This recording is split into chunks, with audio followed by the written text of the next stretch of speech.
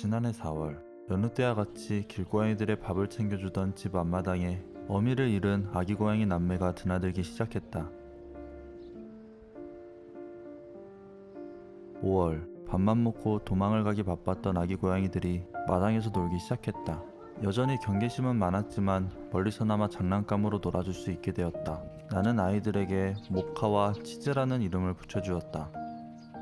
6월 마당에 밥을 먹으러 오는 다른 고양이들에게서 위협을 느꼈는지 아기 고양이들이 좁은 담장 사이를 통해 건물 뒤편으로 들어와 옥상에서 생활하기 시작했다. 그리고 남매는 아니지만 비슷한 또래의 아기 고양이였던 다람이와 친구가 되어 같이 어울려 생활을 하기 시작했다. 17월 장마철이 다가오자 아기 고양이들의 안식처가 필요하다고 느낀 나는 건물 뒤편에 고양이 집을 지어주었다.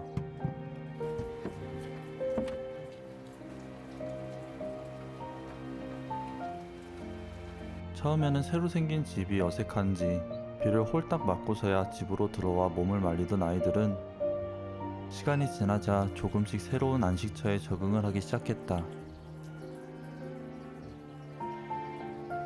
8월 장마철이 끝나고 계속해서 심해지는 무더위와 나날이 늘어가는 몸집과 활동력 때문인지 아이들은 점점 마당에서 생활을 하기 시작했다.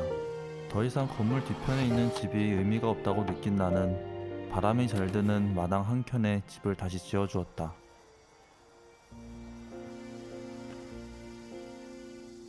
9월 몸집이 가장 작았던 모카를 시작으로 아이들이 하나둘 아프기 시작했다.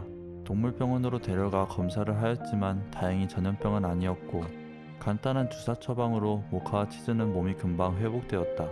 하지만 왜인지 다람이의 건강 상태는 점점 악화되기 시작했고 뒤늦게 여러 큰 동물병원을 돌아다녀 봤지만 너무 대처가 늦어버린 나는 다람이를 원인도 모른 채 무지개 다리로 보내주어야 했다.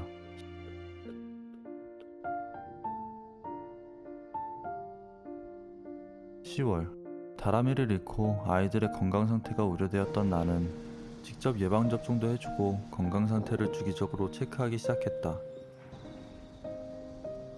11월 활동량이 늘어나면서 활동 범위가 넓어진 아이들이 걱정되었던 나는 손수 이름표 목걸이를 만들어 주었다. 자유분방한 길고양이인 아이들이 목걸이가 불편할 만도 한데 기특하게도 잘 차고 다니는 것 같았다. 12월 아이들이 추운 겨울을 날 수 있도록 전기 보일러가 되는 고양이 집을 새로 만들어 주었다.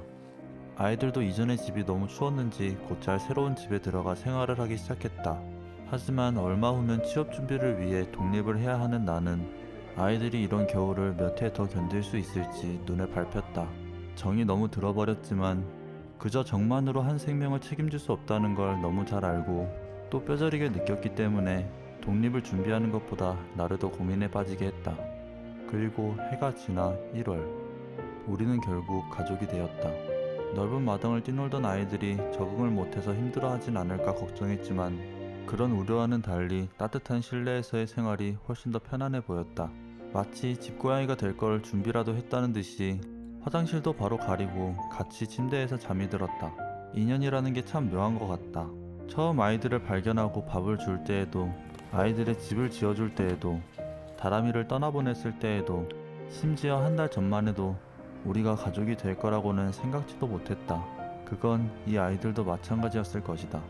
하지만 지금 생각해보면 어미를 잃은 아이들이 우연히 우리 집 마당에서 밥을 먹은 것도 그러다 우연히 좁은 통로를 통해 옥상에서 살게 된 것도 그걸 본 내가 아이들의 집을 지어준 것도 그러다 너무 정이 들어버린 것도 어쩌면 지금의 인연의 결실을 맺기 위한 수많은 우연이 아니었을까 하는 생각이 들었다.